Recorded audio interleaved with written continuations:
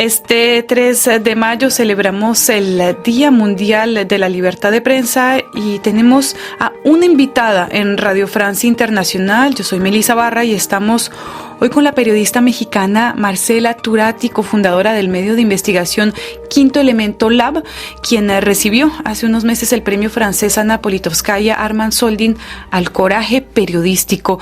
Bienvenida, Marcela, a nuestros estudios. No, muchas gracias por esta invitación. Marcela Turati, tu trabajo se enfoca en los estragos sociales que ha causado el narcotráfico en México, pero también en cómo se va gangrenando en el poder, en el Estado. Tu último trabajo se titula San Fernando, Última Parada, y en él investigas sobre desapariciones, secuestros, fosas comunes en esta ciudad del estado de Tamaulipas. 12 años de investigación, ¿a qué realidad te llevaron? Bueno, el libro que hice fue sobre estas masacres de migrantes que se ven tanto en muchas partes del país, pero especialmente en la frontera. Y lo que trata el libro es la impunidad, los mecanismos de la impunidad en México y por qué tenemos esta que llamamos crisis humanitaria por desapariciones de personas. Tenemos más de 111,000 personas desaparecidas, la mayoría a partir de que se declaró esta llamada guerra contra las drogas en 2006. Hay muchos migrantes desaparecidos, asesinados, y lo que trata el libro es justamente cómo no solo es el llamado crimen organizado, los cárteles de la droga, los que cometen estas desapariciones y masacres, también son apoyados muchas veces por policías municipales, y también el Estado tiene una fuerte intención de ocultar a las personas desaparecidas o no identificarlas, y por eso tenemos esta enorme crisis forense en México. El subtítulo de tu libro es Viaje al crimen autorizado en Tamaulipas. Sí, y justamente yo hablo de no hay que echarle la culpa de todo el crimen organizado que le decimos, como si fuera algo separado del Estado. En el libro abordo cómo muchas veces son las propia Fiscalía General de la República o las fiscalías estatales las que, al exhumar cuerpos en fosas clandestinas que tenemos por todo el país, lo que pretenden es ocultar la violencia, o por ello ocultan los cuerpos, los vuelven a enterrar en fosas comunes, en cementerios, y pues tenemos esta explosión de madres y de familias buscadoras por todo el país, que es un fenómeno pues nuevo, masivo, impresionante, de madres que diariamente están en los cerros, en los terrenos baldíos, en las morgues, buscando a sus familiares, a sus hijos desaparecidos. Como lo has dicho, más de 110,000 desapariciones forzadas en México. A través de los testimonios que pudiste recoger, ¿es una lucha que nunca acaba? Pues debería de, este gobierno que tenemos, el del presidente Andrés Manuel López Obrador, que ya el próximo año termina, son 6 años, había sido empático ya, o parecía que el tema de las víctimas de esta violencia se iba a tratar, que iban a atender la crisis forense que se tiene, estos 110,000 desaparecidos, pero sabemos que hay más de 55,000 cuerpos en las morgues o enterrados por el Estado en fosas comunes. Entonces, al menos la mitad de las personas buscadas están bajo tutela o pasaron por alguna morgue, un anfiteatro, tienen un registro, pero bueno, la esperanza de muchas familias era que se hiciera todo lo conducente, se hizo un mecanismo extraordinario de identificación forense, un centro de identificación humana, y lo que estamos viendo al final del sexenio, pues es que todos estos organismos han fracasado, y incluso el caso de los 43 estudiantes desaparecidos en 2014, que fue el caso emblemático por el que el país se sacudió de que había desapariciones de personas, aunque ya llevábamos muchos años con esto, pues vemos que no se avanzó, se retrocedió, y que ahora hay muchas dudas sobre el actuar del gobierno en cuanto a estas investigaciones. Incluso se ha visibilizado muchísimo, ¿no? Porque entre expertos internacionales que han venido realmente a resaltar el actuar del ejército, del Estado en esas desapariciones, el trabajo periodístico que ustedes han llevado a cabo también para mostrar esos nexos, hay cierta frustración al respecto al ver que no está sirviendo ese trabajo. Bueno, las madres buscadoras, y recuerdo mucho una que decía, es que ellos, el Estado, no busca porque si buscan, se encuentran rastros de que ellos, el mismo gobierno, quiso desaparecer a los desaparecidos. Tenemos estas desapariciones administrativas que en mi libro hablo, pues de que había gente que habían exhumado de estas fosas de migrantes, que tenían la identificación en el pantalón, y que no le hablaron a la familia y simplemente los volvieron a enterrar, ¿no? Y yo, como reportera, tratando de conseguir archivos, veo a la familia y me doy cuenta, pues, de que perdieron cuerpos, los mandaron algunos a Honduras cuando eran salvadoreños, mandaron a Guatemala cuerpos que no eran, cremaron otros, cosa que sigue haciendo desde 2011, que empiezo mi investigación, que sigue haciendo el gobierno, porque todavía tiene estos errores, ¿no? Y creo que los periodistas, y no solo los periodistas, pero bueno, voy a hablar, en el caso de periodistas hemos contribuido de alguna manera a visibilizar el fenómeno. Hemos hecho, por ejemplo, en nuestro caso, hicimos el primer mapa nacional interactivo de fosas clandestinas a nivel municipal, cosa que el gobierno aún no hace, ¿no? Hicimos la primera base de datos de cuerpos no identificados antes que el gobierno la hiciera, o sea, tratando de ayudar a buscar a las madres desde el periodismo, ¿no? Y así, bueno, hacemos investigaciones colaborativas entre generalmente mujeres periodistas que nos dedicamos a tratar de ayudar a las familias, ya que el gobierno les niega información. Nosotras, por nuestros métodos, por nuestra cuenta, podemos un poco proveer de esta información que el gobierno no les está dando. Pero es terrible, es frustrante que seamos periodistas o que sean organizaciones no gubernamentales o antropólogos forenses, antropólogas, porque me voy a referir en femenino porque creo que ha sido un trabajo eminentemente de las mujeres en México, pues que están tratando de rascar información, de tratar de hacer sentido, de apoyar a las víctimas de un gobierno pues que se protege a sí mismo, que no se muestra sensible en este tema. Y también el terreno, me imagino, tampoco es un trabajo sencillo, ¿no? En esas zonas donde el crimen organizado y sus aliados, digamos, tienen a la población paralizada por el miedo. ¿Cómo ha sido ese proceso periodístico para intentar romper el silencio de las fuentes, de las familias? Bueno, mi libro justamente habla de esta zona silenciada, San Fernando, casi llegando a Texas, que estaba controlado por los Zetas, pero también vemos que convivía, o sea que el presidente municipal sabía que todos los días detenían autobuses, bajaban a migrantes mexicanos y centroamericanos y los desaparecían. Y se sabía que los estaban asesinando, como el ejército no hizo nada, la Policía Federal no hizo nada, la Procuraduría, el gobierno estatal, todo el mundo sabía que las carreteras eran peligrosas, que esta gente o estaba reclutando personas para su ejército o no dejaba pasar migrantes porque tenía miedo que el otro cártel, el del Golfo que estaba en la frontera, los fuera a reclutar. O sea, estas locuras ya de la guerra, ¿no? El sinsentido. O para extraerles dinero, pedirles dinero por el rescate a sus familiares en Estados Unidos, ¿no? Que es un poco la lógica de estas desapariciones. Y bueno, pues fue un trabajo, trabajamos mucho en red, ¿no?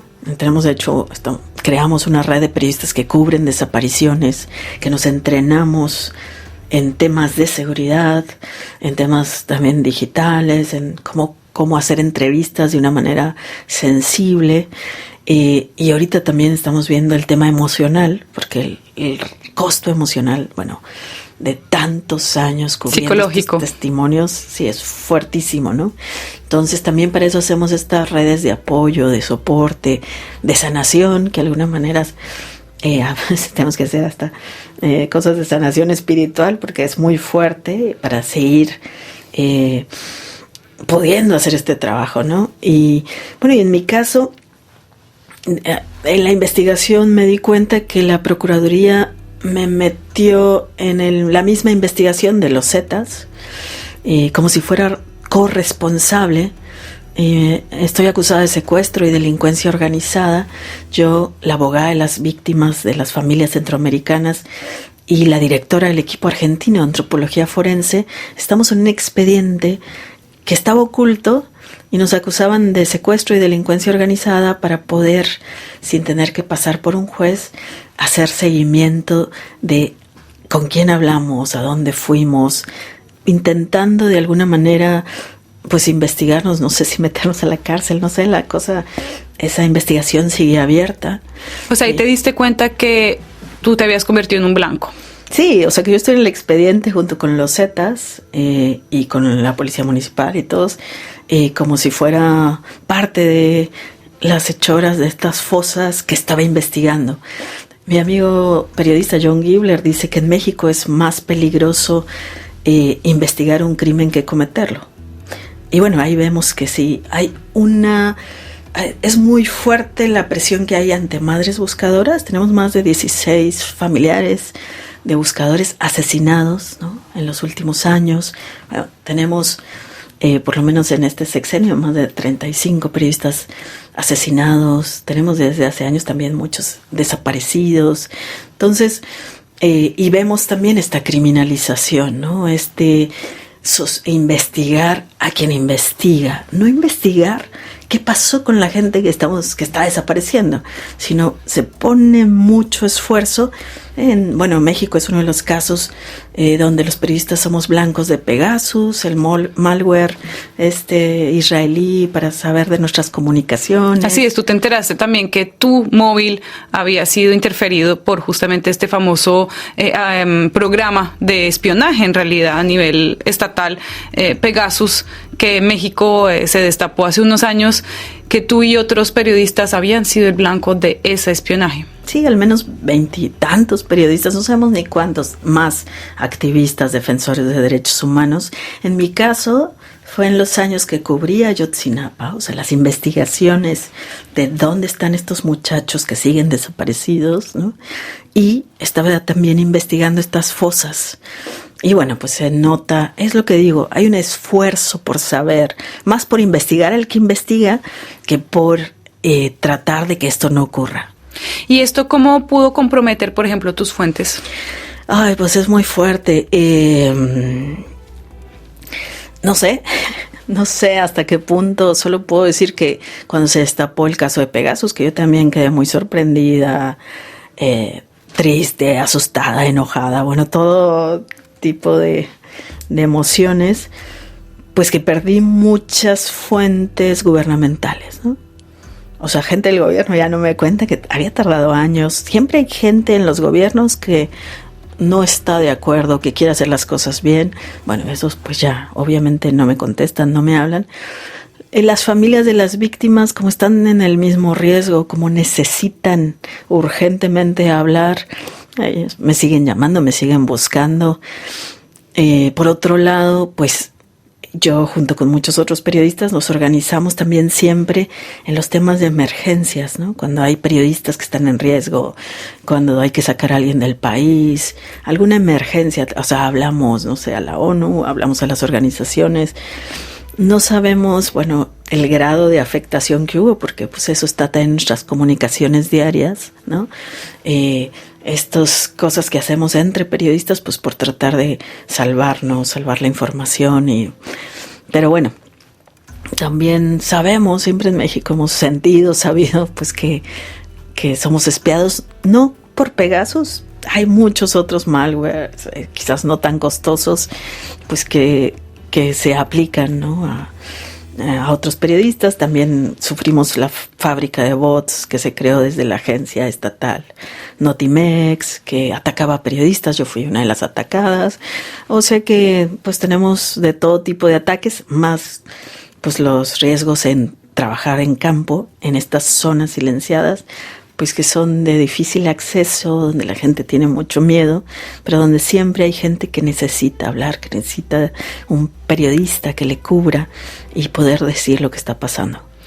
Y con 37 periodistas asesinados, algunos otros desaparecidos en lo que va el sexenio de Andrés Manuel López Obrador, ¿a qué le tienes más miedo en tu cobertura cuando estás en el terreno? Pues depende de la zona, depende de lo que esté haciendo.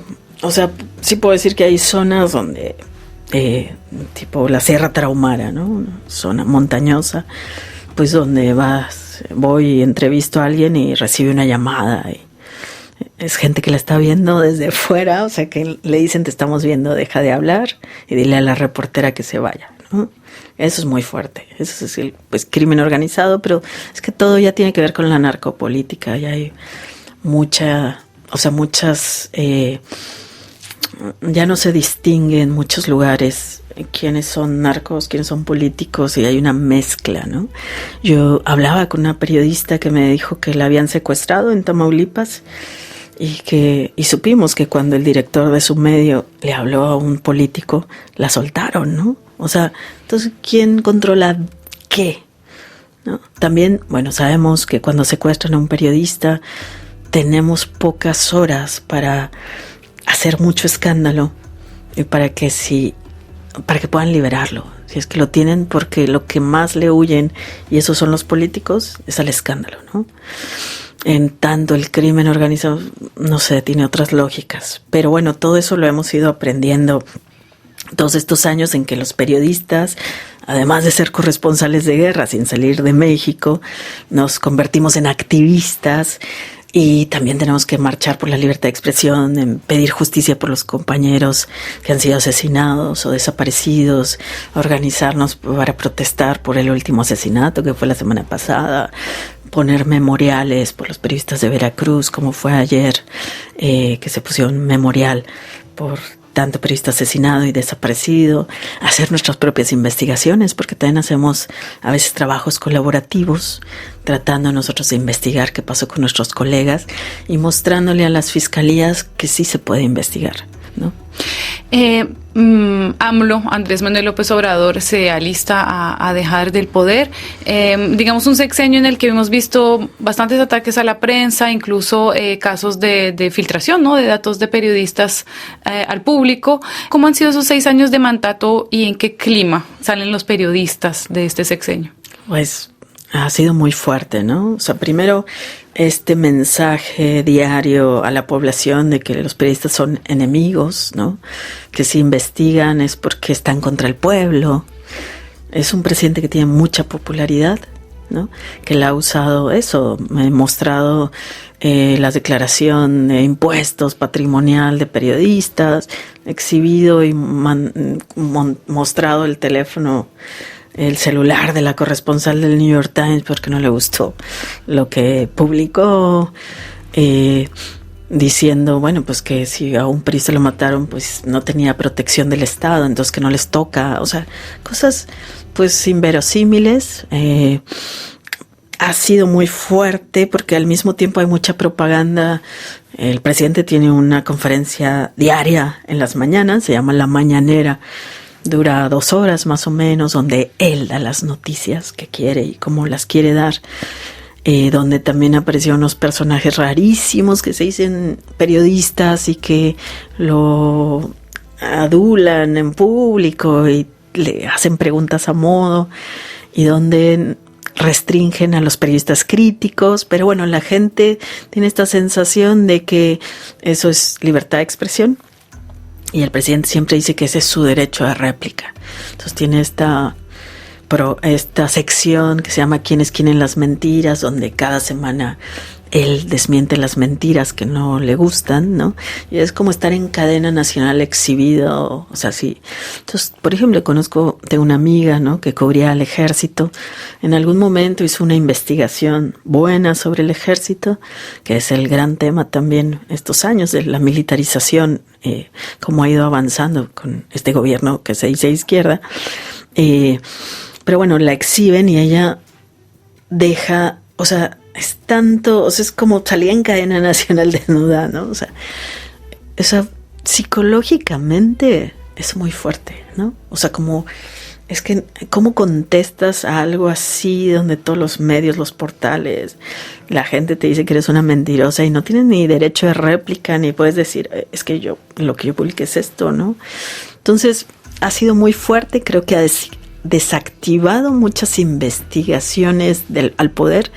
En Quinto Elemento Lab, el laboratorio que fundamos, hacemos una convocatoria cada año de temas difíciles que necesites ayuda para publicar y nosotros te acompañamos a investigar en temas de protocolos, en financiamiento, a que tu noticia, lo que estás produciendo, pueda ser a nivel nacional. Y lo que vemos es que los últimos años las propuestas dejaron de ser sobre la militarización. Al principio había muchas propuestas de eso. Ahorita siento que... Por miedo. Sí, hay miedo. O sea, hay miedo de tocar ciertos temas. Y bueno, pues vamos a ver ya en el último año. Pero bueno, creo que el daño que se ha hecho a la prensa ha sido muy fuerte. Y con estas elecciones, el país se prepara a elegir muy posiblemente a una mujer presidenta entre Claudia Sheinbaum y Xóchitl Gálvez. ¿Hay espacio en esta campaña para hablar de la seguridad de los periodistas? Pues hubo un evento apenas que organizó Reporteros Sin Fronteras y otros, pero la verdad es que yo no vi repercusión en ningún medio. No ha estado ese tema en los medios, ¿no? Y bueno, pues sí, es preocupante porque ya se normalizó, o sea, es que ya normalizamos los asesinatos de periodistas y la misma gente dice, bueno, pues si en México matan a tantas personas, matan a policías, bueno, esta campaña ha sido la más sangrienta de los últimos años, tenemos más de 30 y tantos candidatos entre asesinados, atacados, o sea, no todos han muerto, pero bueno, hay un proyecto que se llama Votar entre Balas, que trae este ranking y es terrible, atroz, ¿no? El tema de los asesinatos.